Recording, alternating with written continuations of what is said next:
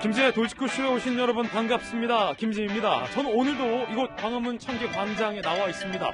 이낙연 대표의 사면 번복 논쟁, 논란이 뜨겁습니다. 민주당 내부에서조차 여진이 계속되고 있습니다.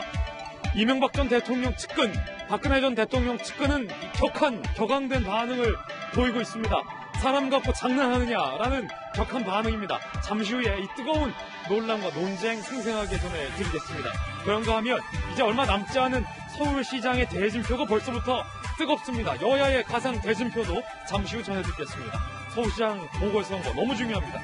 저는 비가 오나 눈이 오나 매일 아침 이곳에서 여러분을 기다리겠습니다. 김지의 돌직구쇼 지금 라이브로 시작합니다. 잠깐만요.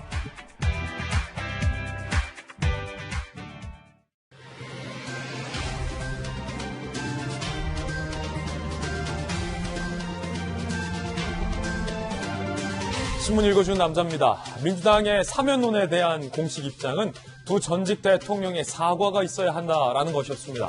이에 대해서 두 전직 대통령 측은 시중에 잡범에게나 하는 얘기다라며 매우 격앙된 반응을 보였습니다. 두 명의 전직 대통령이 잡범이냐라는 반발인 겁니다. 잠시 후에 사면 논란 2라운드 전해드리겠습니다.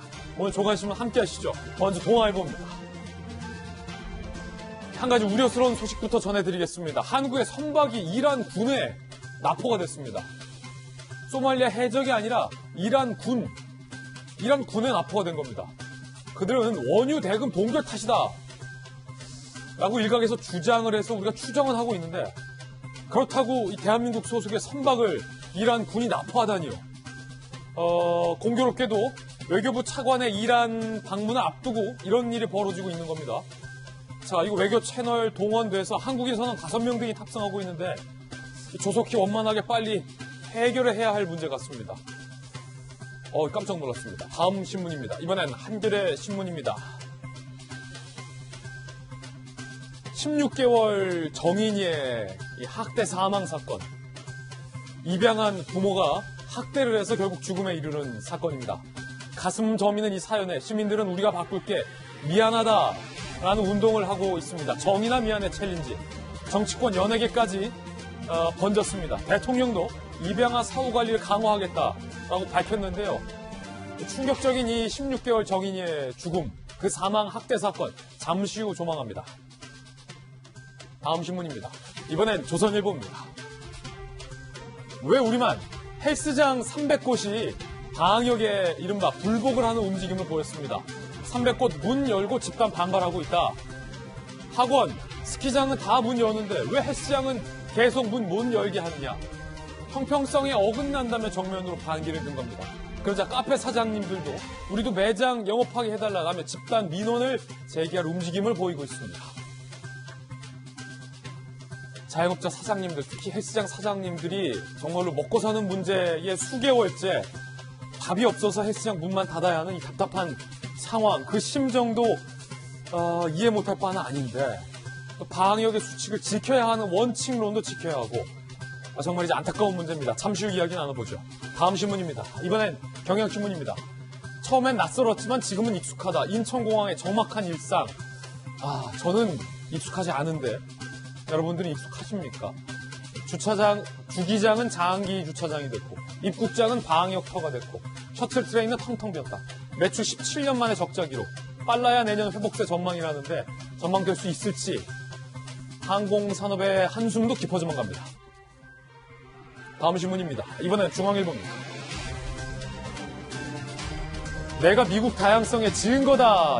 117대 미 연방 하원 의원 취임 개원식이 열렸는데 한복을 입고 의원 선서한 메릴린 스트릭랜드, 한국 이름 순자씨, 멋집니다.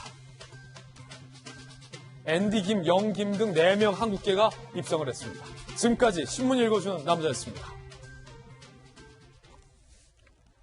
오늘 아침 저와 함께 등판한 등판 선수 소개하겠습니다. 저희 돌직구쇼의 전담 변호사이자 검찰 출신의 젠틀맨 김광산 변호사님 모셨습니다. 다시 돌아온 돌직구쇼의 명품 시그니처 국민의힘의 김병민 비대위원 나오셨습니다.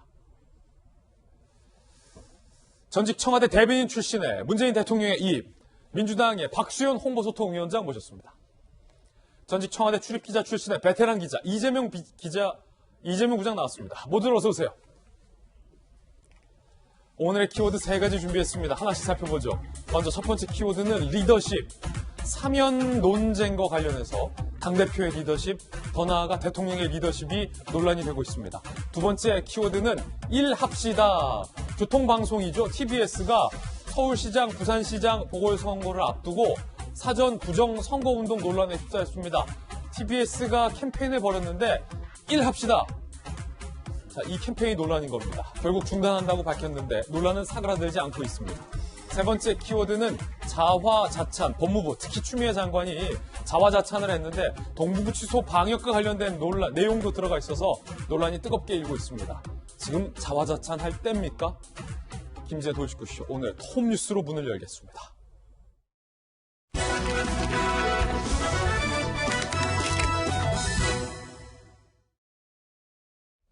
지금 정치권의 핵은 사면 논쟁입니다. 특히 민주당 이낙연 대표가 꺼내들였다가 수일 만에 번복을 한 이 사면 주장, 사면 카드에 여야 할 것 없이 정치권은 뜨겁게 반응을 보이고 있습니다. 톱뉴스 주제 이겁니다. 사면론 후폭풍이 거셉니다. 특히 민주당의 공식 입장이었죠. 두 전직 대통령의 사과가 전제돼야 한다. 이 취지의 발언, 두 전직 대통령 측은 매우 격앙된 반응을 보였습니다. 지금 그 얘기 시중 잡범 취급하느냐라는 식의 반응인 겁니다. 직접 들어보시죠. 이거는 시정 잡범들이 하는 이야기고 예. 사면하는 사람이 내가 칼줄을 잡았다고 너 반성해라 사과해라 이렇게 이야기하는 거는 역대 어떤 정권도 그런 정권으로서 그래서 이게 무슨 장난감처럼 이렇게 취급하는 거냐고. 그래요? 아니 세상에 이게 말이 됩니까? 지금 전직 대통령 두 사람을 넣고서 네. 이게 좀 놀이개처럼 취급한 거 아니냐는 그런 입장이 되는 거죠. 입장 바꿔놓고 보면 이 사건은 정치 재판입니다. 정치 보복 재판이죠. 자, 논란이 뜨겁게 예상이 됐었는데 두 전직 대통령 측, 특히 이명박 대통령과 가까웠던 이재호 전 의원은 시중 잡범에게 하는 얘기다. 그리고 김기현 의원은 전직 두 대통령을 놀이개 취급하느냐, 장난치느냐라는 격앙된 반응. 이재명 부장, 국회반장 출신이잖아요. 두 전직 대통령 측이 잡범, 놀이개 매우 지금 격앙된 반응을 보이고 있습니다. 그 이유는 뭐죠? 물론 전직 대통령의 측근 인사들 입장에서는 굉장히 지금 재판 과정 그리고 수감 생활 자체가 그냥 정치적 보복이다 이렇게 느낄 수 있는 대목도 있을 것 같습니다. 그런 점에서 지금 시중 잡범이냐 이렇게 굉장히 어떻게 보면 격앙되고 강한 반응을 보이고 있는 건데 좀 어제도 말씀드렸지만 사회 구성원으로서 범법행위가 있다 그러면 당연히 반성하고 사과하는 문제 너무 당연한 일인 것 같습니다. 그런데 물론 이제 근데 이게 사면의 조건이 있을 땐 좀 경우가 달라지는 거죠. 그러니까 지금 사면 카드를 사실 이낙연 대표가 민주당이 먼저 여권에서 꺼내놓고 나서 갑자기 이제 친문들 내부 진영에서 반발이 일어나니까 두 가지 전제 조건을 달죠. 사실 하나는 국민의 공감대가 있고 하나는 당사자의 반성이 있어야 하는데 좀 국민적 공감대라는 건 굉장히 일견 타당하다고 봅니다. 하지만 당사자의 반성이라는 건 제가 어제도 말씀드렸지만 사실 반성하거나 사과하면 사면해주겠다. 이건 오히려 더 사면권의 남용이 될 수 있는 거죠. 그야말로 어떻게 보면 사면이라는 건 대통령의 고유 권한으로서 정치적 결단 사안인 건데 그것을 반성을 전제로 한다는 게 과연 타당하냐 이렇게 문제 제기할 수 있는 거죠. 그리고 지금까지 수많은 있었던 사면들이 반성을 전제로 했다 이렇게 보기엔 참 어려운 측면이 있는 거죠. 대통령이 대부분 다 국민 통합이라든지 아니면 정치적 결단을 통해서 사면을 해왔던 건데 특히나 이낙연 대표가 사면을 건의하는 이유 자체로 국민 통합을 꼽은 상황에서 오히려 당사자의 반성을 전제로 하면서 오히려 저게 격앙된 반응을 보이고 그것이 오히려 국민 통합이 아니라 분열 카드로 지금 쓰이는 게 됐다 이렇게 볼 수 있는 거고 또 한 가지는 사면 카드를 이정현 전 홍보수석이 그런 표현을 썼던데 사면 카드가 지갑에 넣었다 뺐다는 신용카드냐 이렇게까지 표현을 했던데 결국 그 얘기는 뭐냐면 사면 카드를 꺼내는 것도 여건이고 그걸 다시 그냥 당사자의 반성을 요구하면서 집어넣은 것도 여건이기 때문에 그러다 보니까 저렇게 전직 대통령 측근들은 그냥 격앙된 반응을 보이고 있는 게 아닌가 싶습니다. 예, 놀이개, 잡범 취급, 격앙된 전직 대통령 측의 반응 들어보셨는데 특히나 이 민주당의 두 전직 대통령의 반성을 요구하는 발언이 야당의 또 김병민 비대위원 지도부시잖아요. 네. 처음에 이낙연 대표가 사면 카드를 꺼냈을 때만 하더라도 이재명 기자가 잘 이야기해 주었듯이 국민의 통합을 이야기했단 말이에요. 그런데 스스로 사면론을 꺼내들었다가 그게 당내의 반발, 좌초에 부딪히면서 갑자기 이야기가 두 전직 대통령 사과하라. 그러니까 가만히 있었던 두 전직 대통령 입장에서는 사면해준다고 했다가 사과를 요구하라 라며 소위 두 전직 대통령 측은 여권이 모욕을 주고 있다라는 반응을 보이고 있는 것 같은데 지금 현직 야당 지도부의 생각은 어떻습니까? 일단 이 문제는 이낙연 대표가 전격적으로 새해 들어서 끄집어낸 정치적 메시지입니다. 그리고 이것은 집권 여당의 당대표 혼자의 메시지라기보다는 어느 정도 사면에 대한 최종 결정권은 결국 문재인 대통령에게 있기 때문에 청와대와 최소한의 교감이 있은 뒤에 끄집어낸 발언이 아니겠는가 이렇게 볼 수밖에 없는 여지가 있습니다. 그리고 야권에서 사실상 두 전직 대통령에 대한 사면을 읍소하거나 간청한다 하더라도 이 모든 일들에 대해서는 결국 대통령의 의지가 있을 때만이 사면이 진행될 수 있는 터라 이 부분은 이낙연 대표가 집권 여당의 책임 있는 대표로서 건의하겠다고 이야기를 끄집어냈고 그 다음 메시지가 나와야 될 건 결국 문재인 대통령의 목소리를 통해서 이 얘기들이 나와야 되는 겁니다. 사면은 결국은 정치적인 행위라고 볼 수 있죠. 이낙연 대표가 국민통합에 얘기했던 것처럼 만약 문재인 대통령이 전격적으로 사면 카드를 끄집어내겠다는 건 나와 생각이 다르고 나와 전혀 다른 지점에 있는 사람들까지 함께 끌어안고 국민통합 위해서 나아가겠다는 정치적 메시지의 일환으로 볼 수 있을 겁니다. 그런데 이 문제를 이낙연 대표가 끄집어내자마자 사실 정치적으로 완전히 코너에 몰리는 것처럼 지지층의 집단적인 반발이 나타나고 있으니까 분위기가 확실하게 전환되는 모습인데요.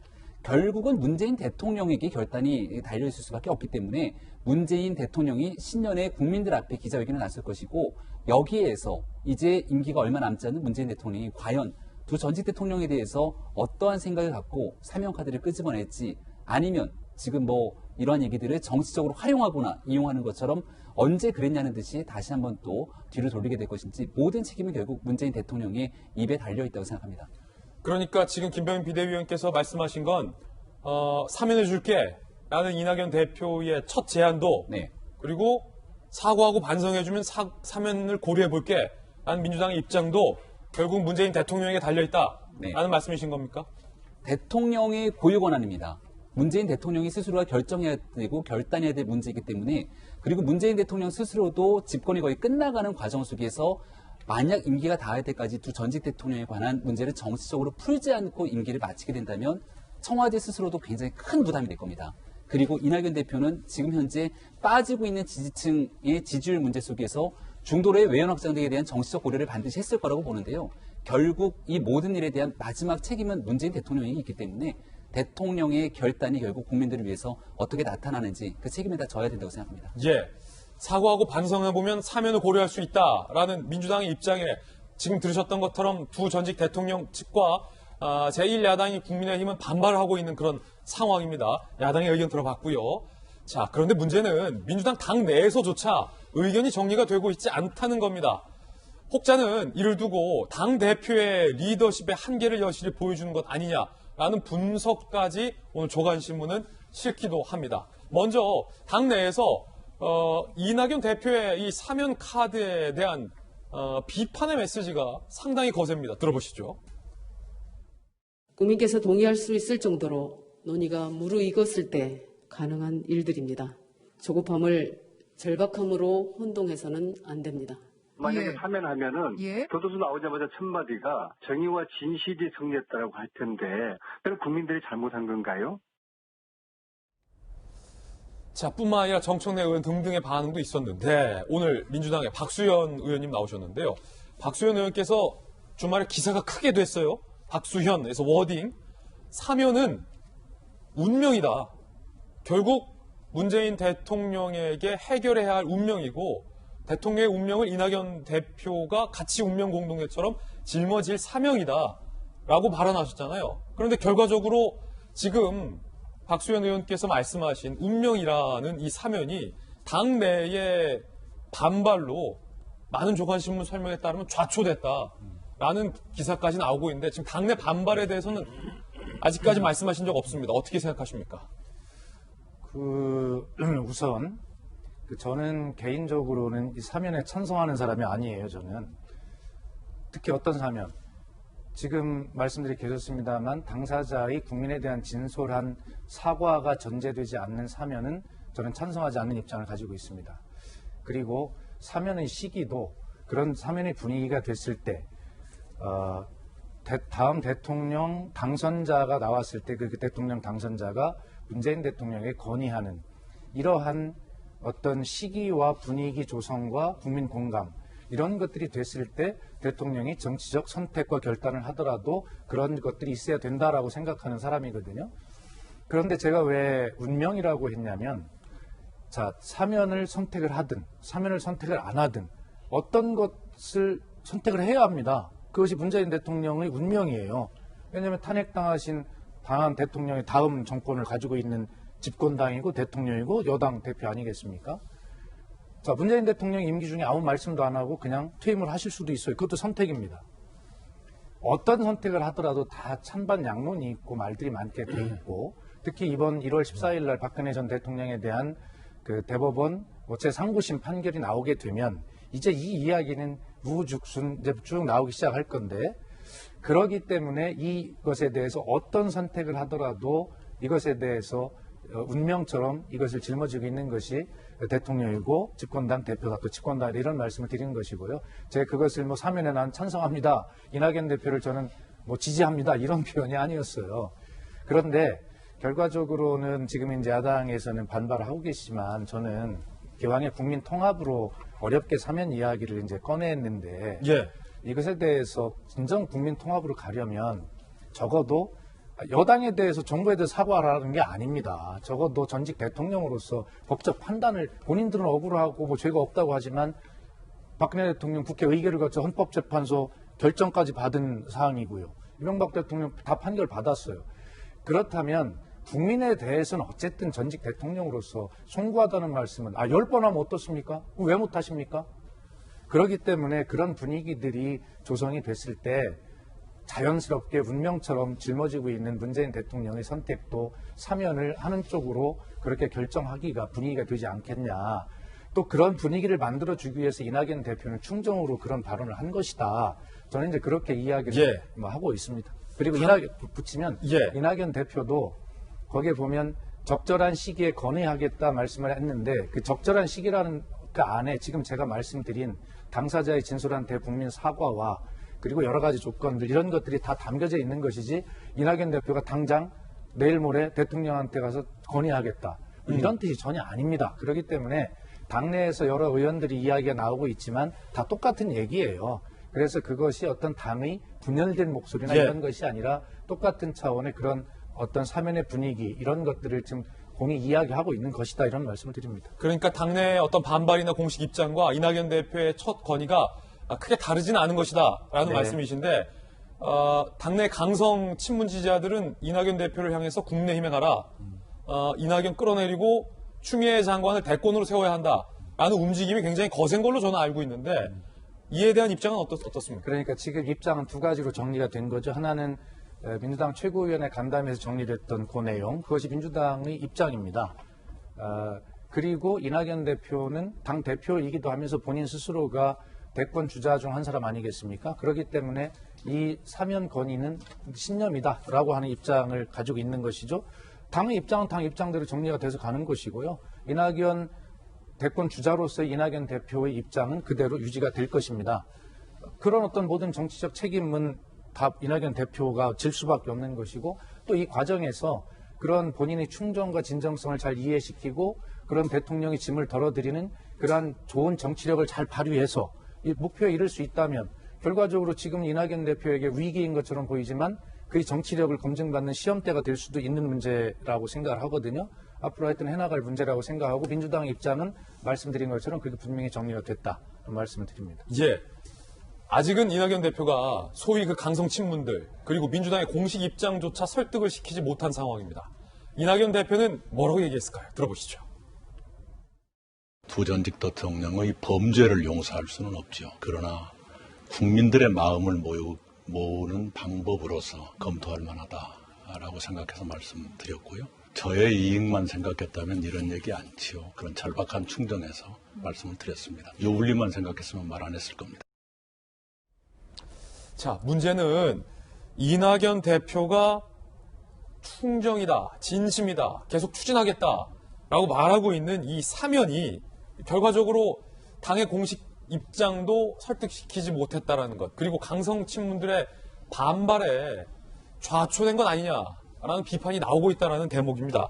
오늘 여러 조간신문은 양념, 에너지원이라 불렸던 이 친문 지지자들의 메시지가 민주당의 중도 포섭의 족쇄가 되고 있는 건 아니냐라는 분석도 실리고 있습니다. 함께 보시죠.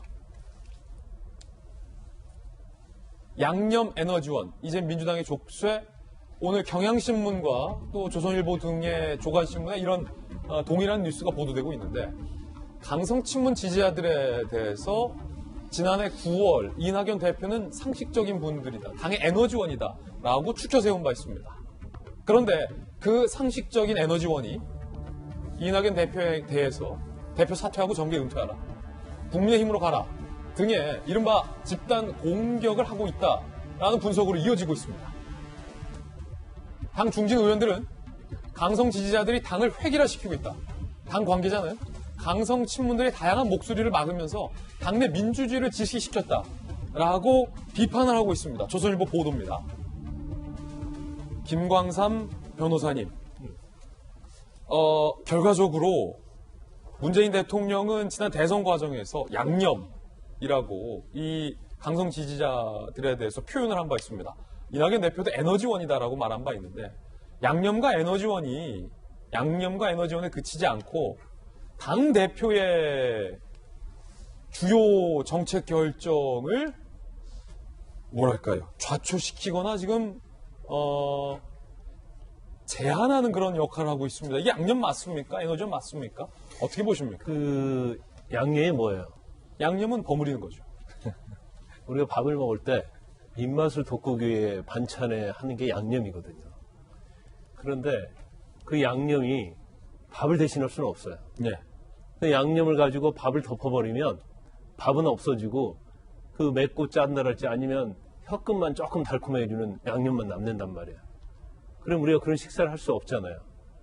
근데 사실 최근에 물론 에너지가 될 수 있고 양념은 될 수 있어요. 그런데 그 부분에서 어떻게 보면 현 민주당이 대권도 잡고 총선도 이기고 지자체 선거도 이겼다 이렇게 볼 수 있어요. 근데 최근의 경향을 보면 이게 좀 약간 선을 좀 넘고 있다 그런 생각이 듭니다. 그래서 특히 굉장히 다른 목소리에 대해서 용서하지 않아요. 무차별 공격으로 완전히 초토화를 시킵니다. 그러면 외부에서 보는 국민들 입장에서 보면 저건 민주당, 청와대, 강성 지지자들 천국이라고 볼 수밖에 없거든요. 그러면 그걸 지지하고 찬송하고 싶은 사람도 사실 마음을 돌릴 수밖에 없어요. 그러니까 정말 강성 친문인 사람들이 이 정부와 민주당이 잘 되게 하려고 하면 자신들의 목소리를 낮추는 게 사실은 현 정권을 위한 것이거든요. 근데 뭔가를 굉장히 제가 볼 때 이제 잘못 생각하고 있다 이렇게 보고요. 사면에 관해서 제가 꼭 한마디 하고 싶은 말이 있어요. 예. 1월 1일 날 사면 발표했을 때 저는 그런 생각을 했어요. 방송에 나와서도 얘기했습니다. 이낙연 대표 같지 않다. 문재인 대통령 같지 않다. 그런 생각을 했어요. 굉장히 과감해요. 그러니까 한 4년 동안 사실은 과감한 리더십이 저는 없었다고 생각하거든요.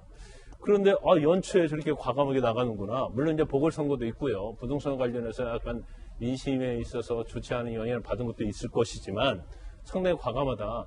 아까 우리 박성현 의원께서 말씀하셨지만 저도 사면은 될 것이다. 하지만 지금은 아니다고 생각하는 사람 중에 하나입니다. 근데 그렇지만 국민 통합에 여러 가지 메시지를 주면서 사면의 카드를 꺼냈어요. 그런데 사실은 우리가 지금 바라는 강성 친문들에 의해서 무차별 공격을 받았어요. 그러면서 뒤로 딱 물러났어요. 지금이 아니고 적절한 시기랄지 아니면 전제 조건이 있어요. 반성을 전제적으로 하고 국민의 동의를 전제로 하고. 근데 사실 그 틀린 말은 아니거든요. 근데 리더십의 결단이라는 것은 사실 설사 국민의 일부가 반대를 하고 어떻게 보면 자기의 지지가 떨어진다 하더라도 이것이 미래의 국가를 위해서고 국민을 위해서라면 결단한 게 저는 리더십이라고 보거든요. 그리고 이제 절차에서 제가 좀 한 말씀 드리고 싶은 것은 사실은 만약에 우리가 이낙연 대표가 사면 얘기할 때 모든 언론에 나온 사람들 대부분이 어떤 얘기였어요? 저건 대통령과 교감 없이는 할 수 없는 얘기라는 얘기를 수없이 했잖아요. 저도 제 개인적 확신은 대통령과 반드시 교감이 있을 거라고 생각해요. 그런데 특별사면은 누구의 권한이에요? 대통령의 고유 권한이에요. 굉장히 아쉬운 게 있다면 강성 지지자들 할지 아니면 국민의 분열이 있기 전에 대통령에서 정말 마음을 딱 결단을 내렸다고 하면 사면을 하겠다고 딱 발표를 하면서 리더십을 끌고 가는 게 가장 좋았다. 그러면 아마 강성 친문 지지자들도 굉장히 그 부분에 대해서는 자신들의 목소리를 낮췄을 거예요. 그러니까 이제 방법에 있어서도 좀 약간 문제가 있었고 리더십의 결단력도 좀 부족했다. 그래서 향후에 3위 되든 안 되든 결론적으로 보면 용두사미가 됐고 그 진정성에 있어서 굉장히 상처를 입었다. 저는 그렇게 봅니다. 물론 이낙연 대표가 꺼내든 사면 카드가 아직 끝난 것은 아니다라는 분석도 많습니다. 이낙연 대표도 그렇게 얘기하고 있고요. 김광선 변호사님이 개인 견해로 밝혔듯 지금 민주당 내의 강성 친문들의 반발을 이낙연 대표가 정면으로 막고 있는 셈인데 이 양념과 관련해서 진보 지식인인 대표적인 파리의 택시 운전사 홍세화 씨가 앞서서 이렇게 이야기한 바 있습니다. 다시 그 발언이 지금 회자되고 있습니다. 그래도 본디 인성은 착하다고 믿고 있는데 계속 풀리지 않은 의문이 남아있으니 다름 아닌 양념 발언이다. 대통령 관련된 언급이죠. 비판자에 대한 추종 세력의 사이버 불링까지 양념이라면서 용인하는 듯한 정신 자세를 보였는데 착한 인성과 어울리지 않는다라고 넌지시 대통령의 양념 발언을 홍세화 씨는 최근에 비판한 바 있습니다. 야당에서는 사면과 관련해서 결국은 친문의 생각도 됐고 이낙연 대표의 생각도 됐으니 문재인 대통령이 직접 이야기하라 라고 공세를 가하고 있습니다. 대통령이 판단을 해서 사면을 해야겠다고 하면 언제든지 할 수 있는 것이 사면이에요. 다른 사람이 이러고 저러고 얘기할 수 있는 그런 성격이 그게 아니라 사면은 대통령의 권한입니다. 대통령께서 직접 본인의 생각을 국민 앞에 밝히는 것이 정도입니다. 자, 이 사면 국면이 매우 흥미롭게 진행되고 있는데 국회 반장 출신 이재명 기자, 사면 카드를 꺼내 들었을 때 많은 전문가들의 분석은 이낙연 대표가 잠정적인 대권을 앞두고 새해부터 국민 통합을 위한 정치적인 카드를 꺼내 들었다라고 보는 시각이 대부분이었는데 이게 아까 김광선 변호사님 용두삼이라는 표현도 했는데 묘하게 지금 흘러가는 게 오히려 시간이 흐르면 흐를수록 이낙연 대표의 리더십이 강성 친문들에 의해서 좌초되는 어떤 연약한 모습을 보여주고 야당에 의해서 대통령이 중요한 문제에 있어서 또 이낙연 대표 뒤에 숨는 건 아니냐라는 지금 야당의 공세까지 더해지고 있는 뭔가 묘한 국면으로 흘러가고 있어요. 어떻게 보십니까? 그렇죠. 대통령한테 상당히 오히려 부담을 주는 그런 국면이 돼가고 있는 거죠. 물론 대통령이 어떤 식으로 입장을 밝힐 것 같습니다. 그러니까 신년 기자회견이 글쎄요, 박근혜 전 대통령의 최종 심의는 14일 전이 될지 후가 될지 모르겠으나 아마 전후에 따라서 약간의 발언의 수위라든 내용은 다를 것 같습니다. 하지만 글쎄요, 지금 이미 민주당의 입장을 정리했기 때문에 저 언론적 수준에서 크게 벗어나지는 않을 것 같은 느낌은 듭니다. 그러니까 국민적 공감대가 필요하고 당사자들의 사과 내지 반성이 어쨌든 국민적 공감대 전제겠죠. 통해서 뭐 할 수 있다 이런 식의 이제 어쨌든 자기 입장을 밝힐 텐데 어쨌든 조금 전에 박수현 전 대변인께서도 대통령의 운명이다 얘기했습니다. 사면을 선택하든 선택하지 않든 운명인데 문제는 뭐냐면 선택하지 않는 순간 마치 강성 친문 지지층들의 반발 때문에 밀려난 듯한 느낌을 주는 거죠, 국민들에게.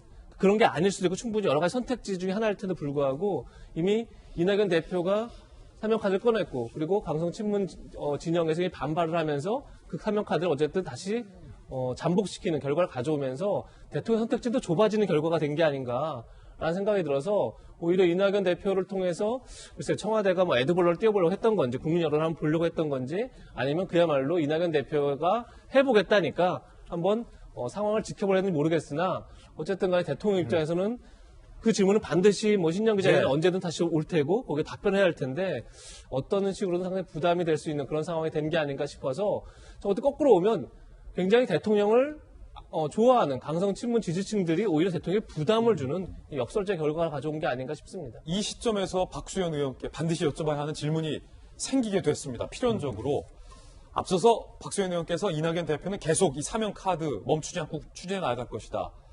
대통령 임기 안에 이 문제에 대해서 답을 하든 안 하든 대통령이 반드시 무언가 선택은 해야 한다라고 전망을 해주셨는데 만약에 문재인 대통령이 신년 기자회견 등에서 만약에 가정입니다. 민주당의 최고위가 밝혔던 아까 말씀하셨던 당의 공식 입장과 같은 메시지를 한다면 야당의 비판은 오히려 더욱더 거세질 겁니다. 예컨대 대통령이 이제 사면할 수 있는 위치가 됐는데 대법원의 판결이 나온 이후니까 만약에 그 이후에 두 전직 대통령이 사과하지 않는다면 사면 없다라는 식의 민주당 입장이 나온다면 야당은 오히려 아니 그럴 거면 사면 얘기 왜 꺼내느냐라고 공세를 할 건데 문재인 대통령이 뭐라고 입장을 밝히실 것으로 보입니까? 친문 지지자들의 공세에도 불구하고 사면을 하겠다라고 밝히십니까? 아니면 민주당의 공식 입장과 같은 선에서 입장을 밝히십니까? 아니면 침묵하십니까? 측근이셨으니까. 그걸 누가 알겠습니까? 측근이시니까. 입이니까. 우선 하나씩 정리를 해보면 우선 친문 강성 지지자 문파 뭐 이런 표현들을 먼저 이제 하셨는데 그것부터 말씀을 드리면 문파라는 발언은 방송용으로 적합하지 않기 때문에 저희 돌직구쇼에서는 일찍이 아무도 그런 발언을 하지 않고 오늘도 있습니다. 없었습니다. 옆에 있는 신문에 있었습니다. 자제해 주시기 바라겠습니다. 그런데 이제 그런 표현에 대해서 저는 그런 존재가 있다고 저는 동의하지 않아요. 결과적으로 어떤 우리 그 문재인 정부는 그 촛불 광장의 촛불에 의해서 태어난 정부이기 때문에 그러한 어떤 국민적 염원을 담은 그런 그 촛불 시민들이 존재하는 것이고요. 그런 분들이 계속 촛불을 들고 만들어냈던 이 시대의 정신과 원칙을 잃지 마라라고 계속 강조하는 것이거든요. 촛불 정신 잃지 마라고. 저 스스로도 만일 그런 분들이 있다면 이것을 강성 친문 지지자가 아니라 저로서는 이 시대 정신이 나침판이다. 저는 그렇게 개인적으로 생각을 합니다. 그리고 때로는 정치를 하다 보면 원칙이 흔들릴 수도 있고 타협하고도 싶고 이런 때가 있을 때 그런 어떤 분들을 생각하면 또 정신이 들기도 하죠. 그런 측면에서 보면 이 문제는 민주당 당내 진보 진영의 다양성 중에 한 원칙, 나침판으로 봐야지 그것을 어떤 특정 세력의 팬덤 정치로 보는 것은 저는 동의하지 않는다라는 말씀을 드리고요. 그다음에 더구나 문재인 대통령의 이 사면권이 그런 분들의 어떤 의견에 의해서 좌지우지 될 수 있다라고 생각하지 않습니다. 그분들도 대통령에게 그렇게 요구하고 있다고 생각하지 않아요. 다만 그분들이 이야기하는 것은 국민적 공감대가 이룰 수 있는 그 지점까지 어떤 정치력이 발휘가 돼야 된다는 것이고요. 우리가 1995년에 있었던 넬슨 만델라의 화해를 한번 생각해 봅시다. 그 당시 흑인들은 용서 없는 처벌을 원했어요. 백인들은 조건 없는 사면을 원했습니다. 그럴 때 그 수십 년간 옥살이를 했던 넬슨 만델라는 진실화해위원회를 만들어서 거기에 원칙을 정합니다. 그것이 당사자의 진상규명을 위한 협조와 당사자의 반성 이런 것들 위에 용서를 할 수 있다는 것이고 그러면서 우리가 용서를 할 수 있지만 잊지는 말자라고 하는 그 유명한 말을 남기지 않습니까? 지금 이렇게 양극화되어 가는 대한민국에 바로 우리가 생각해 볼 수 있는 것이 바로 그러한 정신이고 문재인 대통령에게 국민이 부여해 준 그 사면권을 그러한 국민 통합으로 이끌 수 있도록 신중하게 국민의 뜻을 보면서 그렇게 행사해 달라고 하는 그러한 요청이라고 저는 그렇게 생각을 하고 아마 그렇게 될 것으로 저는 믿습니다. 예. 자, 모든 분들의 여러 가지 다른 의견도 전해드렸는데 공통적인 건 이제 공이 문재인 대통령이 갔다라는 것. 이 한 가지는 모두 공통적으로 동의하시는 것 같습니다. 이번에 저희가 준비한 두 번째 이야기입니다. 이 사면론도 결국에 서울시장, 부산시장 보궐선거를 앞두고 여권에서 터져나온 이야기입니다. 서울시장 선거가 지금 벌써 꿈틀꿈틀하고 있습니다. 곧 뜨거워질 것 같습니다. 더 뜨거워질 것 같습니다. 여야 모두 안철수 대표의 예상 외의 선전을 경계하고 의아해하면서 견제를 하고 있는 분위기가 감지됐습니다. 야당인 국민의힘에서는 이러다가 안철수 대표가 야권 단일화에 부참하는 것 아니야?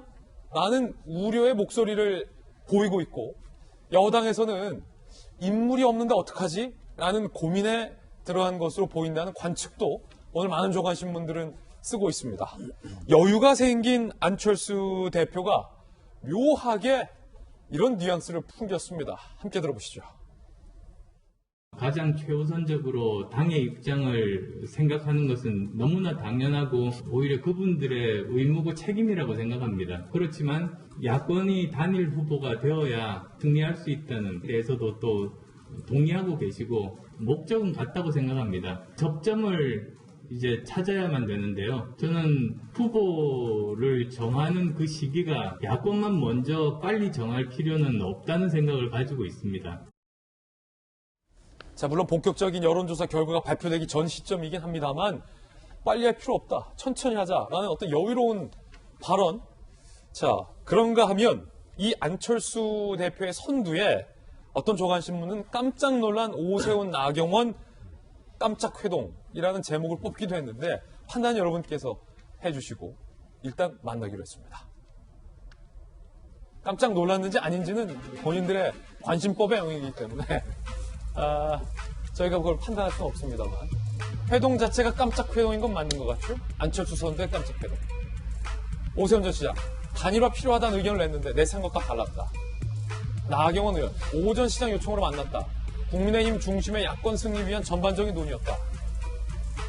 두 사람의 단일화 일단 무산 추후 논의키로 라는 이야기가 나왔습니다. 이 중에 나경원 전 의원의 이야기 직접 들어보시죠. 뭔가 걱정을 했습니다. 반문재인 연대에서 단일화하는 거는 너무나 중요하다고 생각하고요. 그거는 당연히 이루어야 될 과제라고 생각을 하는데 안철수 후보가 출마하면서 뭐 단일화 하겠다고 말씀을 하셨는데 정말 단일화 끝까지 제대로 유불리를 놓고선들 할 수 있을런지 그런 걱정이 많이 있습니다. 자, 이 질문은 필연적으로 이번에는 김병민 비대위원에게 갈 수밖에 없습니다. 나경원 전 의원의 고민은 야, 이게 오세훈 잠재적 경선 라이벌 오세훈 전 시장과의 단일화도 일단은 지금 무산된 것 같고 이렇게 되다가는 지금 주가가 한창 좋은 안철수 대표 당 밖에 있는 저분하고 단일화도 잘 될 수 있을지가 걱정이다.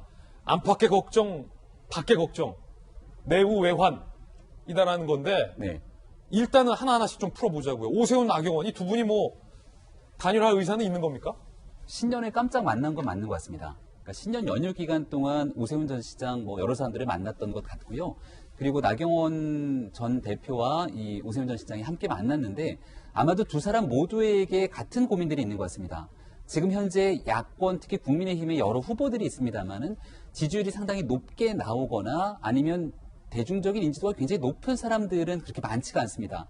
그러니까 자연스럽게 서울시장을 두 번이나 지냈던 오세훈 전 시장에게 그리고 여론조사나 인지도가 어느 정도 높게 나오면서 야권의 지도부로 활동했던 나경원 전 원내대표에게 당신들이 좀 나서야 되는 것 아니냐라고 하는 주변과 지지층들의 이야기들이 전해지고 있다는 거죠. 그런 고민 속에서 그럼 둘이 한 번에 같이 나가서 경선을 해야 되는 것이냐 아니면은 만나서 같이 누군가 한 명으로 단일화하면서 힘을 모아야 되는 것 아니냐 이런 얘기들이 조금 오갔던 것 같고요. 그 경선에서 두 사람이 치열하게 맞붙을 것이냐 아니면 그 전에 둘이 알아서 한 사람은 힘을 몰아주느냐.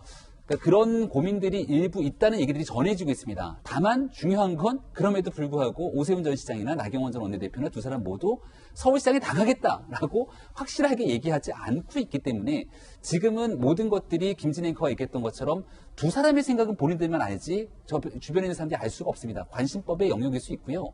이런 방식으로 국민의힘이 자체적으로 좋은 후보들의 힘을 키워야 된다는 공감대들이 있는 것 같습니다.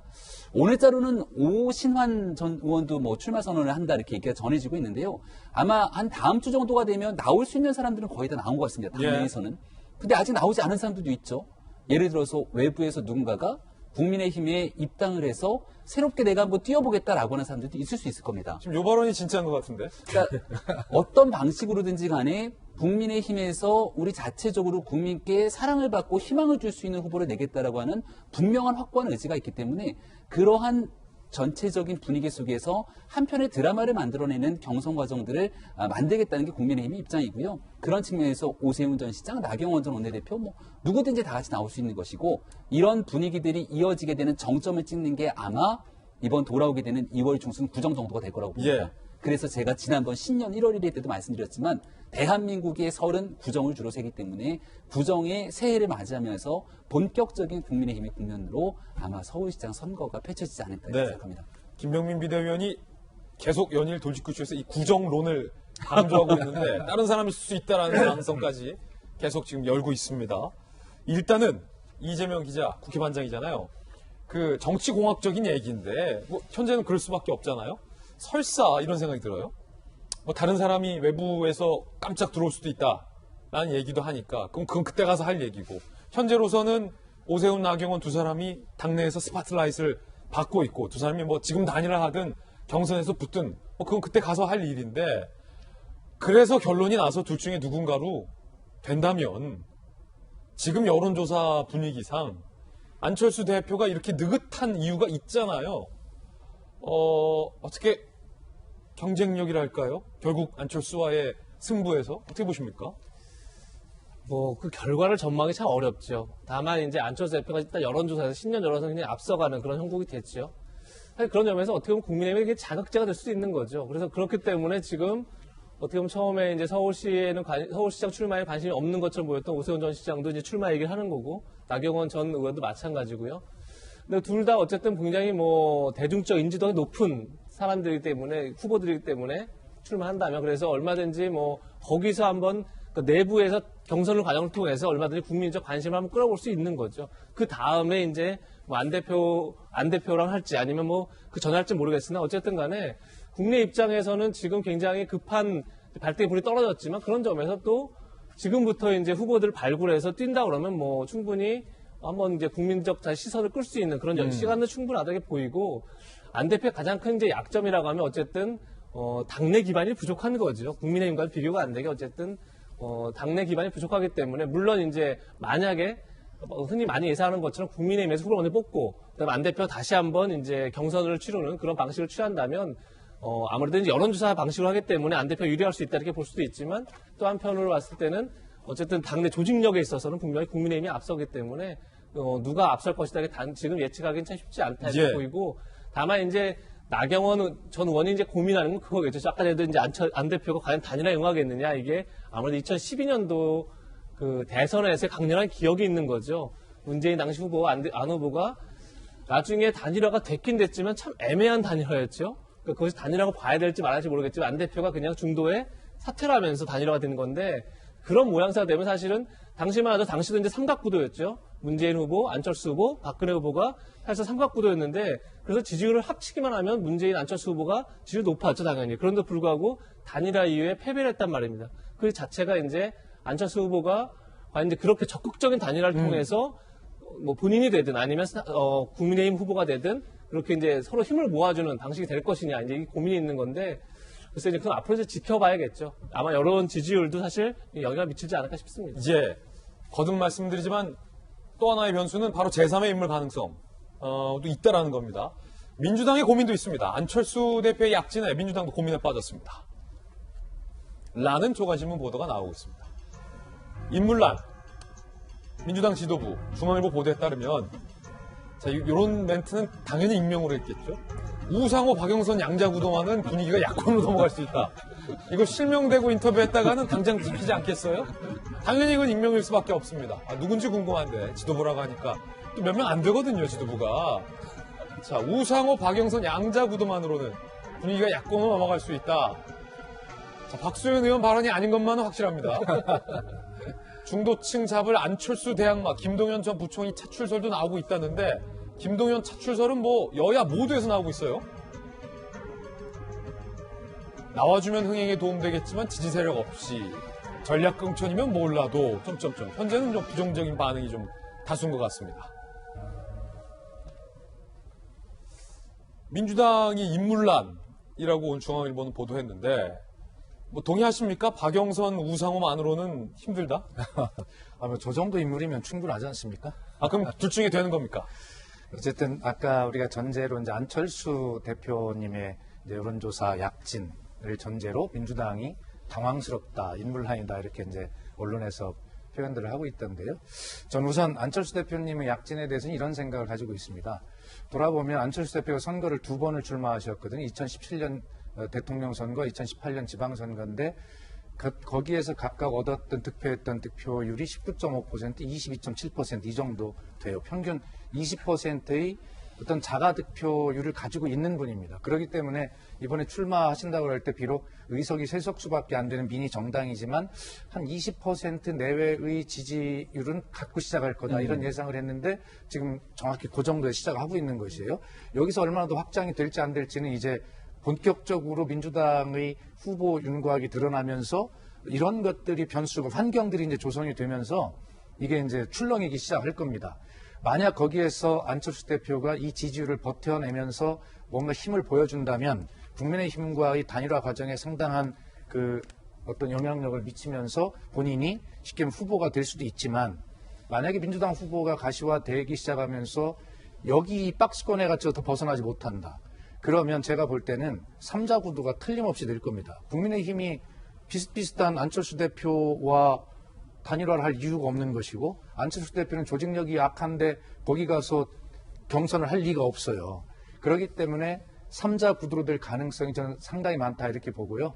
결과적으로는 안철수 대표가 첫 번째는 이 박스권을 개인의 힘으로 돌파해낼 수 있느냐 이런 문제가 있고 민주당에서 이제 후보 출마 러시가 이루어지면서 후보군들이 나오면서 이제 민주당의 시간이 이제 오게 돼 있습니다. 그때 보면 이제 상황이 정리될 것이다 이렇게 봅니다. 그렇군요. 뭔가 박수현 의원도 제3의 인물의 민주당 가능성까지 좀 여지를 열어놓은 듯 들립니다. 여야 모두 제3의 인물이 또 하나의 변수가 될 수 있다는 생각이 드는데 이쯤에서 서울시장 후보군 잠정 지지율 함께 보시죠. 보면 안철수 24.1, 박영선 15.3, 오세훈 9.5, 추미애 6.8, 나경원 6.3, 우상호 4.1, 박주민 4.1. 현재 이런 지지율 양상을 보이고 있는데 자, 앞서 봤듯이 여기에 여러 가지 제3의 인물 변수들이 끼어들면 자, 요 데이터, 요 여론조사 지지율 요게 추정일 수 있다는 게 양쪽 양당 관계자들의 모두 공의 설명이었습니다. 자, 선거 얘기 나온 김에 지금 이게 논란입니다. 교통방송이죠. TBS가 1 합시다 캠페인을 진행했는데 이게 사전 선거운동 아니냐라는 거센 논란이 제기됐습니다. TBS가 하는 1 합시다. 이게 어떤 캠페인인지부터 봐야 얘기가 될 것 같습니다. 함께 보시죠. 일해야죠. 일해야 돼, 이제. 일하죠. 일은 끝이 없어요. 저요? 일하죠. 시민의 방송 TBS 유튜브 100만 구독자 만들 캠페인이에요. 일합시다. 일합시다. 그래요. 일합시다. 일합시다. 저도 일하거든요. TBS가 일할 수 있게 여러분이 일해주세요. TBS 유튜브 100만 구독 캠페인 일합시다. 일합시다. 100만 가자. 될 리가 없다. 일합시다라며 해시태그 1이라는 숫자까지 여러 차례 하는 모습인데 이 캠페인이 지금 논란입니다. 함께 보시죠. TBS 일합시다 캠페인 결국 중단. 국민의힘에서는 1번 찍으라는 의미다.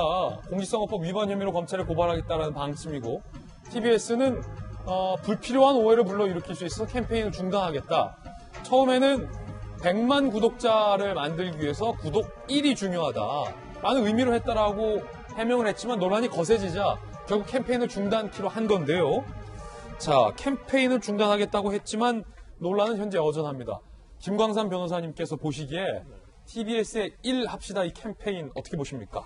근데 이제 전체적으로 보면 불필요한 오해를 불러일으킬 수 있는 충분한 소지가 있다 이렇게 봅니다. 그래서 아마 구독자를 200만 명을 채우기 위해서 이제 플러스 1이라는 게 사실은 한 명 더 채우자는 얘기인지 그런데 이제 전체적으로 보면 일합시다 하는데 사실 이렇게 그게 썩 와닿지는 않아요. 그러니까 이 캠페인의 취지와 일합시다 캐치프레이즈가 그렇죠. 와닿지 않는다. 근데 일 자체도 사실은 지금 민주당 당 색깔과 또 같이 만들었기 때문에 이건 충분히 오해 소지가 있다 이렇게 볼 수밖에 없는데 내가 볼 때는 만약에 TBS에서 이것은 오해 소지가 있는 것이 아니고 정말 당당하다고 한다면 저걸 왜 내렸을까요? 그런 생각도 좀 해봐요. 그런데 사실 TBS 하면 굉장히 우리 시민들에게 어떤 교통과 관련된 것들이랄지 이제 그런 것들이 굉장히 도움을 많이 주고 있다고 생각합니다. 그런데 우리가 TBS 하면 생각나는 것이 김어준의 뉴스 공장이거든요. 예.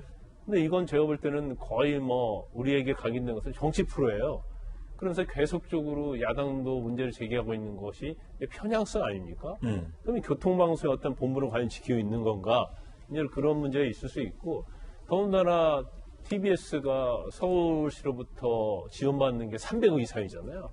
그렇다면 정말 교통방송의 원래 본래의 모습으로 가야 하는데 이게 자꾸자꾸 어떤 시장이 어느 진영의 사람이 되냐에 따라서 너무 방송이 좀 휘둘리는 게 아닌가 그런 우려를 우리가 가질 수밖에 없어요. 더군다나 더군다나 야권의 이제 금태섭 전 의원 같은 경우는 시장이 되면은 김건희 뉴스공장을 폐지하겠다 이 정도로 공언할 정도 되면 설사 그 주장이 불합리할 수는 있어요. 그렇지만 그 말 자체가 나왔다는 것이 사실은 어떤 편향성, 공정성에는 분명히 조금이지만 문제가 있을 수 있다. 그렇다고 한다면 TBS 자체에서 무조건 맡겨놓을 게 아니고 좀 그런 부분은 굉장히 TBS 방송답게 좀 처신을 해야 하고 어떤 시스템이랄지 제도를 좀 정비할 필요가 있다. 저는 그렇게 봅니다. 그렇군요. 자, 야당에서는 이 문제 어떻게 보십니까? 왜냐하면 금태섭 전 의원 등등이 사실은 TBS 김어준 씨와 관련된 이야기를 서울시장 선거와 관련해서 한참 꺼내들고 나서 이런 캠페인까지 지금 논란이 된 건데 파란색 1을 쓰고 일합시다라고 끊임없이 되뇌이는 이 캠페인이 김광삼 변호사님은 충분히 선거를 앞두고 오해를 살 여지가 많다라는 개인적인 의견을 지금 주고 있는 거잖아요. 저는 이 건에 대해서 의견을 밝히지 않겠습니다만 야당의 시각은 어떻습니까? 아마 여기 있는 박수현 의원님께서도 매일 공문 하나 받으셨을 겁니다. 그 선거관리위원회에서 선거일 90일 정도 전이 되면은 이때 맞춰서 이런 것들은 특별히 조심해서 하지 말라고 여러 가지 주의 사항들이 나타나게 됩니다. 그러니까 평상시 상황과 달리 선거일을 앞두게 됐을 때는 굉장히 조심해야 될 것들이 많이 생기거든요. 특히나 TBS 같은 경우는 이 국민의 혈세로 또 운영될 수밖에 없는 곳이기 때문에 무엇보다 정치적인 중립성을 잘 지켜야 되는 곳인데 김광삼 변호사님이 잘 설명해 주셨지만 지금 보고 있는 인물들의 면면을 보게 됐을 경우에 우리가 흔히 말해서 범여권, 친여권 성향 방송인이라고 불러도 지나침이 없을 정도의 인사들이 상당히 많이 존재합니다. 그런데 모두가 나서서 일합시다, 100만 구독 캠페인이라고 하고 모두가 일을 하기 위한 중의적인 의미들을 갖고 있다고 얘기합니다만은 누가 아무래도 숫자 1을 얘기하면서 일합시다 이렇게 얘기하고 있는 모습을 보게 되면 야, 이거 박원순 전 서울시장 사망 이후로 치러지게 되는 보궐선거에서 이렇게 대놓고 1번을 찍으라고 캠페인하는 거야? 라고 생각할 수 있는 여지들이 상당히 존재하는 겁니다. 왜냐하면 스스로가 일이라고 하는 내용들에 대한 중의적 의미를 설명했기 때문에 그 중의적 의미라는 건 받아들여지는 사람에 따라서 얼마든지 다르게 볼 수 있다는 거거든요. 그리고 이 내용에 대해서 문제가 없으면 이것도 김광삼 변호사님이 잘 설명해 주신 것처럼 그냥 쭉 하면 되는데 중간에 스스로 그만두고 중단했다는 것은 이쯤 되면 누가 이 사건을 기획하고 여기에 대해서 총괄적으로 끌고 왔는지에 대해서 책임을 질 여지들이 있다는 생각이 들고요. 이번 일을 계기로 이제 불과 90여일 정도 선거가 남았습니다. 반드시 이번 선거에서 정치적으로 중립적인 상황들을 잘 지켜가고 선거 끝나고 나서 이 선거 공정했니 안 공정했니 등에 대한 얘기들이 나오지 않을 수 있을 정도로 특히 권력을 쥐고 있는 집권당과 여당 쪽에서는 충분하게 정부가 여기에 대한 오해가 없도록 관리를 잘해야 된다 다시 말씀드립니다. 짧게 한 말씀만 드릴게요. 예, 김광삼 변호사님. TBS가 서울시로부터 한 300억 이상 지원받잖아요. 그럼 내년 보궐선거에서 시장이 누구냐에 따라서 TBS 운명이 좌우될 수 있어요. 더군다나 저기서 일합시다라고 참여한 사람들이 대부분 보면 상당히 어떻게 보면 친여 성향이 좀 있다고 볼 수밖에 없는 사람들이 좀 있거든요. 그럼 만약에 내년 서울시장에서 야권이 서울시장이 된다고 한다면 상당히 어떤 본인들이 지켜야 하는 MC 자리랄지 그런 데 영향을 받을 수 있어요. 그렇기 때문에 더 방송을 공정하게 하고 저런 행위를 하면 더 오해의 소지가 있는 거예요. 그럼에도 불구하고 오해의 소지를 불러일으키겠다는 거에 대해서는 사실은 상당히 많은 생각을 해봐야 한다고 봅니다. 예, 두 분의 개인적 견해였습니다. 자, 이번엔 저희가 준비한 다음 이슈입니다. 함께 보시죠. 코로나와 관련해서 헬스장 업주들이 왜 스키장도 문이 여는데 우리만 계속 문을 닫아야 하느냐라며 소위 방역에 불복하겠다라는 움직임을 보이고 있습니다. 그리고 그에 앞서서 법무부가 최악의 감염 사태를 불러온 동부구치소 감염과 관련해서 연말 결산 영상을 올렸는데 이게 자화자찬하는 시기여서 논란이 되고 있습니다. 직접 법무부의 연말 영상 함께 보시죠. 법대로 하면 모두가 정의롭고 공정하다는 믿음이 자리 잡는 새로운 업무 행정 시대를 열겠습니다. 이를 위해 법무부는 인권, 민생, 법치라는 세 가지 원칙을 전시해 가고자 합니다.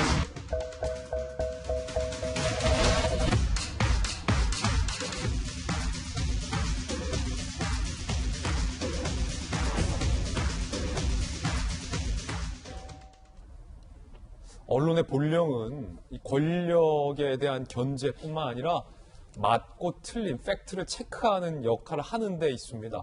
이건 저희에게 주신 시민들이 부여한 의무입니다. 그래서 하는 건데 이재명 기자, 지금 자세히 보니까 추미애 장관이 법대로 하면 누구나 공정하고 평등하게 살 수 있는 법치 행정을 하겠다. 그리고 이 말을 잘 지켰다라는 취지의 법무부 홍보 영상을 올렸습니다. 그러면서 인권을 중시하겠다라는 말도 들어가 있고, 잘했다라는 리스트 중에 보니까 동부구치소 등 코로나19 유입을 차단했다. 그리고 재소자들에게 마스크를 잘 배부했다라고 돼 있는데, 이것은 사실과 다르지 않습니까? 그렇죠. 지금 뭐 저희가 천천히 다시 보기를 한 번 더 봤지만, 연말 결산을 하면서 지금 이제 법무부가 1년 동안 한 어떻게 업적이라고 할까요? 이제 추미애 장관이 있는 동안에 했던 이제 일들을 쭉 올렸는데, 그 중에 지금 보이는 것처럼 교정시설 내 코로나19 유입 차단. 그런데 알다시피 저게 이제 지난달 31일 날, 그러니까 지난해 말일날 올라온 건데, 그 말일 때가 뭐였냐면 동부구치소가 5차 전수조사를 했을 때입니다. 4차까지 매번 수백 명씩 확진자가 나왔었죠. 그래서 5차 전수조사를 했는데 또 120명이 넘게 나왔죠. 그래서 결국은 이제 1000명 가까이가 동부구치소만 발생을 했던 시점입니다. 그런 시점에 전혀 사실과 다른, 그러니까 그야말로 교도소 내에 코로나19가 확산되면서 아비규환이 돼버린 거죠. 그야말로 교도소 감옥이 됐다, 이렇게까지, 감염병의 감옥이 됐다, 이렇게까지 얘기하고 있는 상황인데, 그런 상황에서 무신경한 건지, 저걸 이제 일일이 체크를 못했다고 볼 수 있겠죠. 설마, 저걸 올리기 전에 그걸 봤다 그러면 저걸 올렸을까 싶은 생각이 드는데, 그러니까 수많은 것들이 있으면서 이제 무신경하게 체크를 안 했다고 볼 수 있는데, 글쎄요, 그러니까 저 약간 법무부가 그러니까 2019년도에도 조국 전 장관이 이제 퇴임했을 때 조국 전 장관의 마지막 부탁이라는 영상을 올립니다. 그러면서 검찰 개혁을 당부하는 모습들을 보면서 이렇게 한 8분짜리 영상을 만드는데, 굉장히 이제 뭐 흑백으로 마치 드라마나 영화를 보는 듯한 그런 영상을 올립니다. 물론 이제 그런 게 물론 이제 검찰 개혁을 위해서 필요하다, 법무부 차원에서 판단할 수 있지만, 글쎄 법무부라는 곳 자체가 행정기관이 결국은 뭐 그런 장관이 이제 수장으로 존재하는 거지만 장관을 위해서 존재하는 곳은 아니죠. 분명히 국민의 행정 서비스라는 공간인데, 특히나 이제 교정 시설을 담당하는 곳에 불구하고 그냥 교정 시설에서 큰 코로나 확산되고 막 이런 이제 모습들이 나타나고 있는데, 너무 장관만을 홍보하는데 이렇게 치중하고 있는 게 과연 적절한가, 이런 생각이 들었습니다. 그렇군요. 김광삼 변호사님, 검찰 출신이시잖아요. 법조인이시니까 이재명 기자는 지금 법무부가 만들었던 저 영상이 전혀 사실과 다르다.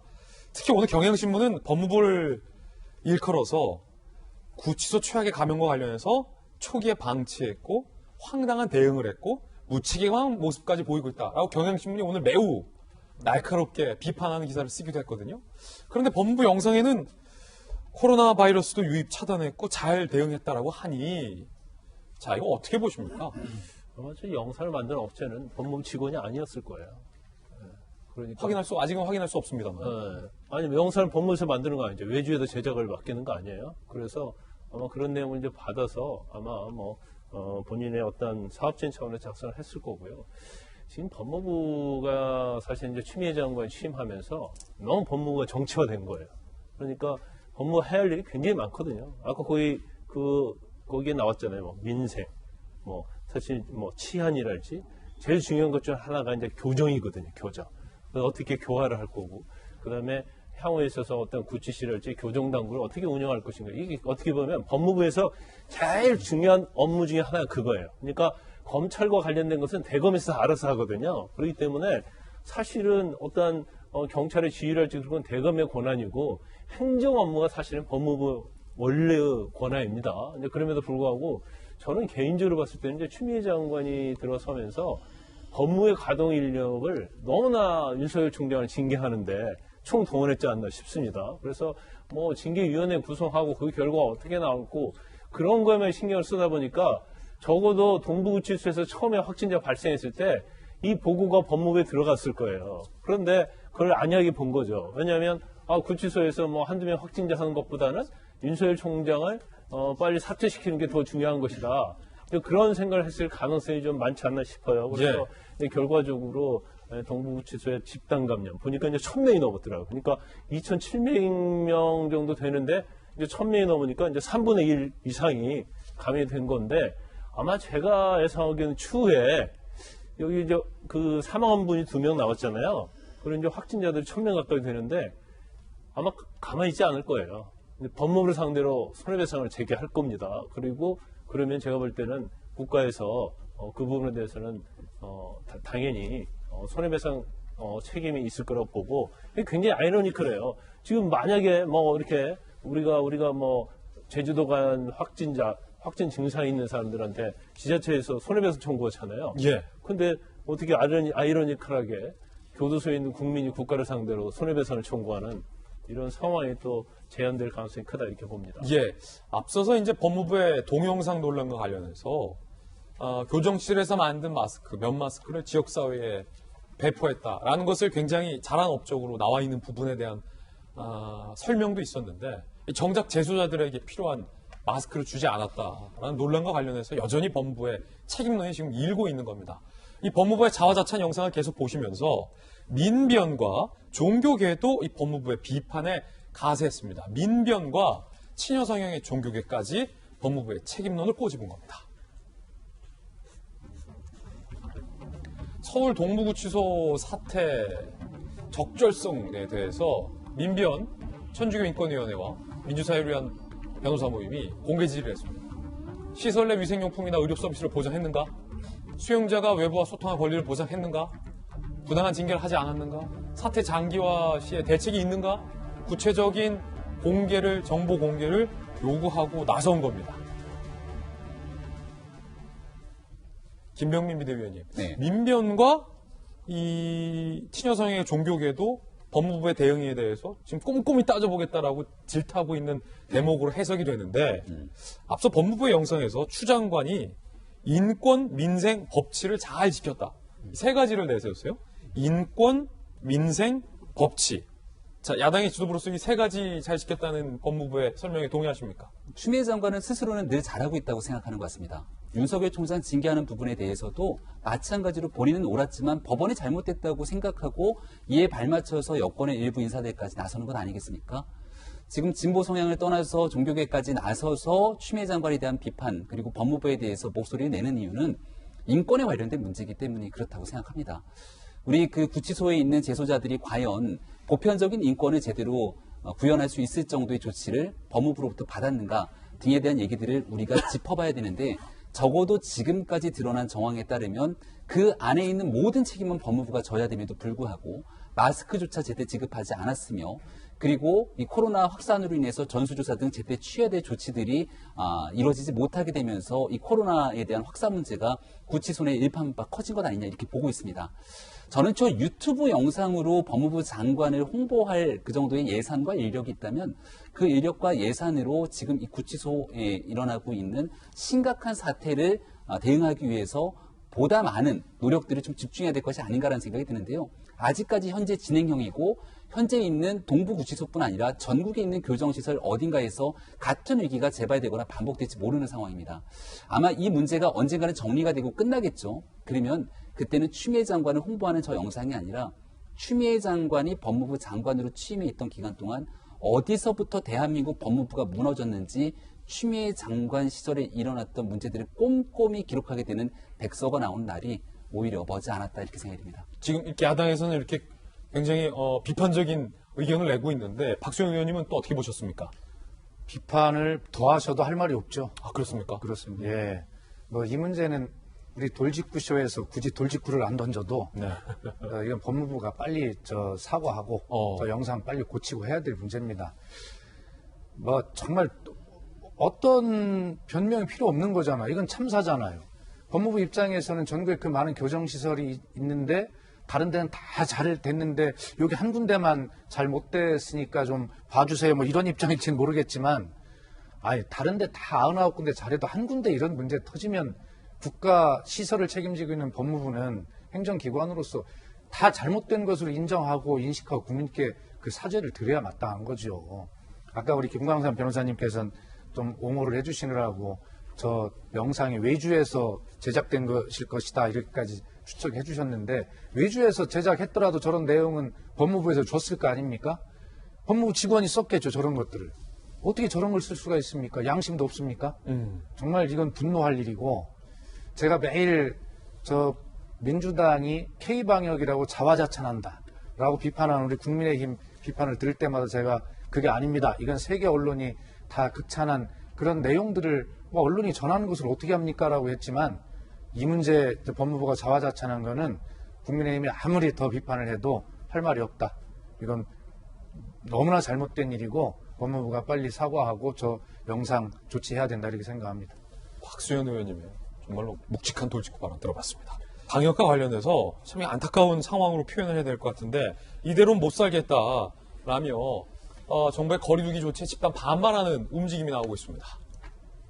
그런데 이게 야 우리는 술 마시자 뭐 이런 개인적 차원이 아니라 찬찬히 뜯어보면 이 자영업자 사장님들의 애환이 좀 담겨 있어서 어려운 문제라는 겁니다. 특히 헬스장 사장님들이 대표적으로 방역에 뭐 불복한다 이런 제목도 나오고 있는데 좀 어려움을 호소하고 있는 거죠. 지난 2일 수도권 거리두기 2.5단계, 비수도권 2단계 오늘 17일까지 연장키로 해서 헬스장, 실내골프 연습장, 당구장 등은 영업이 불허됐습니다. 그러자 스키장, 태권도장은 문 여는데 왜 우리 헬스장은 못 열게 하느냐? 제각각 기준의 소상공인들의 불만이 폭발하고 있고요. 특히 헬스장은 전국 500여 곳의 영업을 강행하기로 입장을 정리해서 논란이 되고 있습니다. 카페는 피켓 시위를 할 예정, 실내 골프 연습장, PC방도 손해배상 소송을 준비한다. 코로나19 관련 소상공인 업계 손해배상 소송 인원이 500명 이상으로 현재 추정되고 있다. 특히 헬스장 사장님들이 많이 어려움을 호소하고 있습니다. 들어보시죠. 더 이상 버틸 수가 없습니다. 수천만 원 이상의 환불이 지금 나오고 있는 상황이고요. 만약에 2월 말까지 이 집합금지가 연장이 된다면은 수도권의 한 80%는 폐업을 할 수밖에 없습니다. 무조건적인 집합금지가 아닌 제한 운영이라도 저희가 할 수 있게끔 만들어달라고 이렇게 부탁한 겁니다. 정부에서 하는 정책이 좀 형평성에 좀 안 맞는 것 같다는 걸 좀 느꼈어요. 식당이나 이제 커피숍 이런 데는 이제 영업을 하는데 헬스장 같은 경우는 아니면 이제 운동센터라든지 이런 데는 운동을 못하게 하니까. 특히 한 헬스장 이용객의 인터뷰 주위에서 운동을 하고 있는 모습, 헬스장이 영업 정지, 그러니까 집합 금지, 영업 불허인데도 불구하고 헬스장 문을 열었고 정부 정책에 동의하지 않는 이용객들도 가서 운동을 하는 일부 모습까지 나오고 있습니다. 어려운 문제라고 제가 말씀을 드렸던 이유가 여기 있는 건데, 이재명 기자. 뭐 아주 일각에서는 정부 조치에 따르지 않는 헬스장 사장들을 엄단해야 한다라는 비판의 목소리도 있긴 합니다만, 저는 조금 그렇게 단일적으로 매도할 문제는 아니다. 라고 보고 있는데 이재명 기자 생각 어떻습니까? 누가 봐도 좀 그런 상황이죠. 사실 방역 불복이라기보다는 어떻게 보면 일종의 생존 투쟁이다 이렇게 볼 수 정도로 굉장히 절박한 상황인 건 틀림없어 보입니다. 지금 이미 헬스장 같은 경우는 집합 제한이 2주 됐었고 그다음에 집합 금지가 4주 플러스 2주 됐으니까 6주 동안 지금 못하고 있는 겁니다. 거의가 8주가 되는 거죠. 사실상 2달간 영업을 못했습니다. 그러다 보니까 지금 조금 전에 얘기했지만 하루 환불해주는 금액이 오히려 과태료도 많다는 겁니다. 그럼 차라리 과태료를 내더라도 영업하는 게 오히려 합리적 선택인 거죠. 경제적으로요. 특히나 이용객도 과태료를 내게 되어 있습니다. 그런데 그 이용객 과태료까지 내주는 게 오히려 낫다. 이렇게 지금 헬스장 주인들은 판단할 정도로 거의 굉장히 벼랑 끝에 몰려있다. 이렇게 볼 수 있겠죠. 특히나 그런 상황에서 지난 주말에 2.5단계를 연장하면서 일부 스키장이라든지 빙상장은 수용인을 3분의 1까지 허용을 했습니다. 또. 그리고 태권도장 같이 이제 소규모 실내 체육시설 같은 경우는 같은 시간대에 9명까지는 이용할 수 있다. 또 이렇게 허용을 했습니다. 그러다 보니까 우리 역차별 논란이 더 커질 수밖에 없는 상황이고, 그런 점에서 지금 사실은 이게 이제 만약에 2.5단계를 2주만 더 하면 확실하게 단계를 낮출 수 있다라는 게 장담이 되면 상관이 없지만 사실 지금 누구도 장담할 수 없는 상황에서 계속 이렇게 끌고 가기엔 참 어려운 상황이 아닌가. 그래서 각각의 자영업자들의 지금 한계 상황에 도달한 만큼 좀 맞춤형으로 뭔가 좀 이렇게 허용과 적정한 허용을 어떻게 할지에 대해서 방역당국이 고민할 시점이 아닌가 싶습니다. 이재명 기자는 이제 헬스장 사장님들의 마음을 살펴서 한 발언이고, 또 그렇다고 그래 방역에 다 불복하세요 라고 할 수도 없는 것이, 정부가 누구보다 이 문제에 대해서 고민하고 머리 싸매고 있을 것이고, 특히 땀 흘려서 운동하고 헬스장에서 감염이 일어났던 사례들을 반영해서 정부에서는 선택적으로 적용을 했다라는 고민도 깊어질 것 같은데, 박 의원님 이 문제를 어떻게 해야 좋겠습니까? 그러니까 정부가 아무리 고민을 한다고 해도 완벽할 수는 없죠. 그러니까 이낙연 대표도 이야기를 했지만 제대로 된 방역이 되려면 현장에서의 목소리가 중앙으로 바로 전달될 수 있는 시스템이 필요하다. 이렇게 이야기를 했는데 바로 저러한 것을 이야기하는 것이죠. 소위 아무리 공무원들이 뭐 연구를 하고 하더라도 국민들로부터는 또 저런 어떤 소소한 아주 세밀한 부분에 이렇게 가서 보면 탁상공론하냐 뭐 이런 비판을 들을 수 있거든요. 그럴 땐 저런 현장의 목소리를 빨리빨리 수렴을 해서 완벽할 수는 없다 하더라도 어쨌든 현장 중심적인 그러한 어떤 방역 대책을 빨리빨리 수립하는 것이 좋겠다는 생각이 들고요. 조금 전에 우리가 이전 주제에서 동부구치소에 이제 그 정보 공개를 요청한 천주교 인권위원회에 대해서 우리가 친여 성향의 종교단체다 이렇게 이야기를 하고 넘어갔는데 그건 오해의 소지가 있을 것 같고요. 그래서 그런 문제에 대해서는 인권이라고 하는 중요한 존엄한 인간의 그런 문제를 다루는 그런 종교단체 이렇게 표현하는 것이 좋겠다 하는 건의의 말씀을 드립니다. 예, 박소연 의원님의 지적이 상당히 합리적인 지적이기 때문에 정정을 하겠습니다. 자, 이번엔 저희가 준비한 다음 순서입니다. 오늘의 핫플입니다. 함께 보시죠.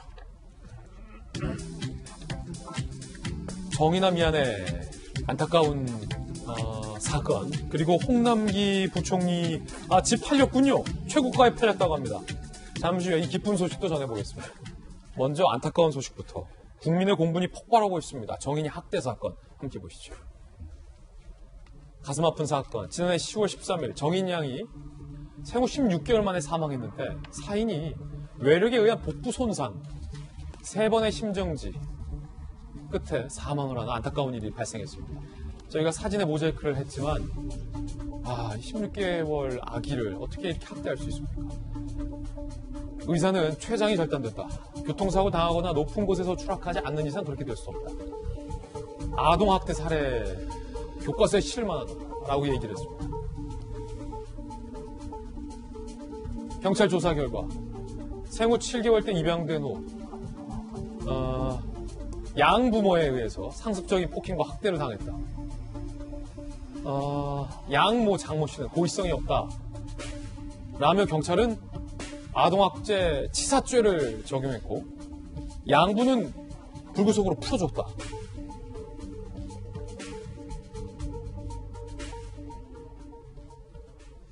이 위탁모의 이야기 한번 들어보시죠.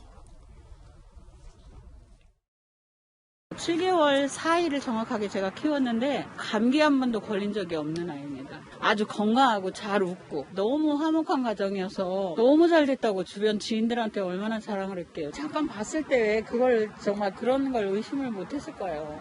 정말 사랑스럽고 이뻤던 우리 정인이 정말 너무 그렇게 고통받는 걸 몰라서 정말 너무 미안하고 더욱 공분을 사고 있는 건 아동학대 신고를 3번 경찰이 뭉갰다는 점입니다. 정인양 학대 징후 의심, 서울 양천경찰서 신고 총 3번 있었다. 어린이집 교사, 경찰이 뼈가 부러지거나 어디 찢어지지 않는 이상 아동학대를 보기 어렵다고 말했다. 시민에 의해서, 소아과 의사에 의해서 부모와 분리돼야 한다고 했는데 사망 소식이 들려왔다. 3차례 신고에도 경찰은 내사 종결, 이번에도 내사 종결이 문제군요. 김광삼 변호사님, 아동학대의 수준이 도를 지나쳤고 상식을 뛰어넘는 끔찍한 아동학대가 있었는데 어째서 경찰은 3번이나 뭉갰습니까? 아니 뭉갤 게 따로 있죠. 이 굉장히 정말 안타까운 사건이고요. 우리가 이번에 이번 사건에 대해서 생각할 게 굉장히 많아요. 첫 번째가 3번이나 신고를 해서 이걸 제대로 살펴봤다고 한다면 이런 결과는 가지 않았을 것이다. 이제 그런 생각이 들고요. 그 다음에 사실 이제 전체적으로 보면 살인에 가까운데 이걸 아동치사죄를 기소한 게 맞느냐 이런 문제. 그 다음에 우리가 입양이랄지 아니면 애를 키우는 데 있어서 어떤 부모의 학대가 있을 때 이걸 예방할 수 있는 방법이 무엇이냐 이런 어떤 우리의 과제를 던져주는 거예요. 그러니까 정말 저도 그 내용을 봤는데 정말 가슴이 아프더라고요. 그래서 지금 3번이나 신고했다는 거 아니에요. 그러면 사실 첫 번째 그럴 수 있다고 봐봐요.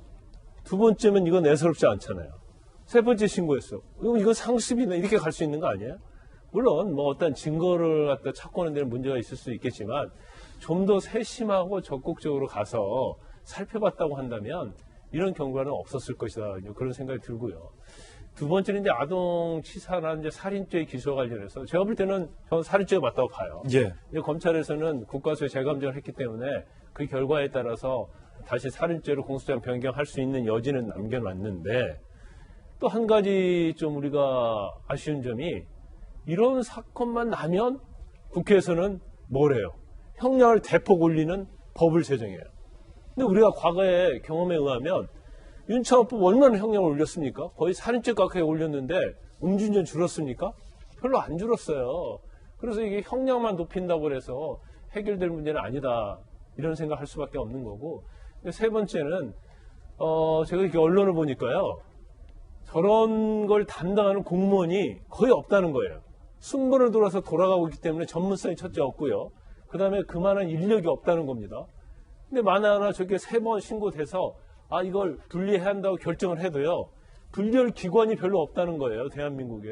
그러면 예방적인 제도가 전혀 갖춰지지 않은 상태에서 우리가 안타까워하고 형량만 높여봤자 뭐 하겠습니까? 그래서 문재인 대통령께서 말씀하셨다시피 먼저 입양 절차부터 우리가 원점에서 살펴봐야 하고요. 그다음에 공적관리감독을 어떻게 할 것인지 그 부분에 대해서는 사실 아무리 예산을 많이 써도 사실은 부족하지 않다고 봅니다. 김광선 변호사님이 아주 적절하게 짚어주셨습니다. 이번엔 두 번째 악플입니다. 홍남기 부총리의 그 집 팔렸습니다. 얼마에 팔렸을까요? 의왕 아파트가 최고가에 매각됐습니다. 세입자가 나가지 않겠다라고 한때 해서 홍남기 부총리가 소위 전세난민 신세를 질 뻔했는데 퇴거 위로금을 주고 내보낸 것으로 알려지고 있는데 퇴거 위로금 주고도 3억 시세 차익을 봤으니 괜찮죠. 나쁘지 않죠. 아닌가요? 더 오를 건데 지금 팔아서 아쉬운 건가요? 자, 각자 판단해 주시기 바라겠는데 김병민 박사님. 네. 홍남기 부총리가 이게 골칫덩어리였어요. 의왕 아파트 1주택자가 돼야 되기 때문에 의왕 아파트를 팔겠다고 했는데 이게 안 팔리고 본인이 지금 전셋집도 못 구하고 있었던 상황인데 전셋집은 또 구하셨다라는 얘기도 들리고 있고 집까지 팔렸으니까 홍남기 부총리로서는 다행인데 그 퇴거 위로금 얼마 줬는지 왜 안 받을까요? 그게 너무 궁금하죠.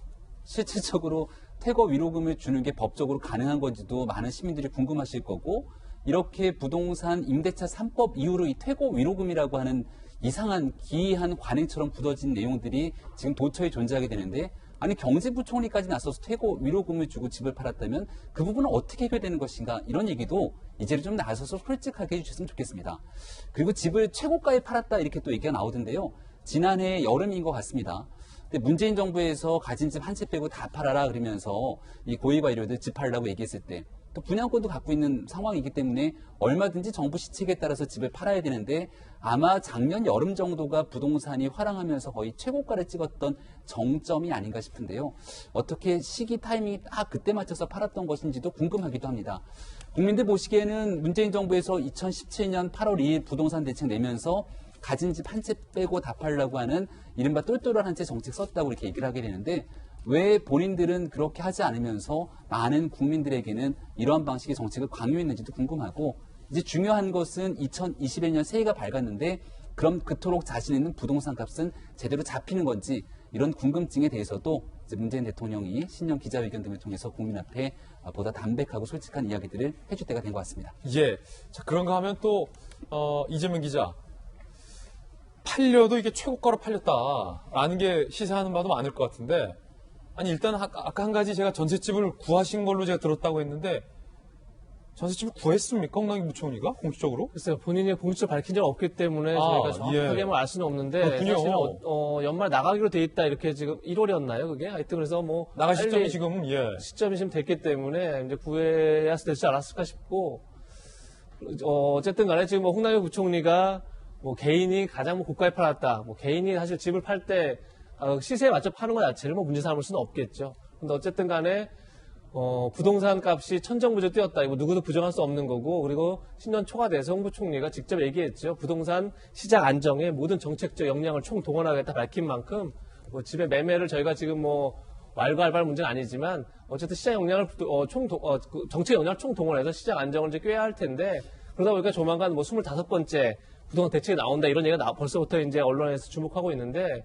이번 대책은 김현미 장관이 발표했던 24번째 대책이 25번째 대책이 되면 안 되겠죠. 그야말로 변창흠 장관의 1호 대책이 되어야 된다 이런 생각이 들고 다시 얘기해서 그런 점에서 우선 공급 대책을 포함하고 뭐 이런 것도 중요하지만 어떻게 시장과 소통하고 시장이 신뢰할 수 있는 그런 대책을 내놓느냐 이게 중요한 거기 때문에 뭐 1월 중에 대책이 나온다니까 이번에는 홍남기 부총리, 변창흠 장관이 지금까지 한 다른 대책으로 뭔가 부동산 시장에 중요한 메시지를 줄 수 있기를 바랍니다. 저희들은 60초 광고 후에 돌아오겠습니다. 잠시 후에 뵙죠. 네, 오늘 저희가 준비한 소식 모두 다 전해드렸습니다. 지금부터 시작되는 인터넷 라이브 방송 이사말로에도 많은 관심 부탁드리겠습니다. 저희들은 내일 아침 9시 15분에 더욱더 풍성한 소식 들고 인사드리겠습니다. 오늘 하루는 분명 어제보다 나을 겁니다. 좋은 하루 되십시오. 고맙습니다.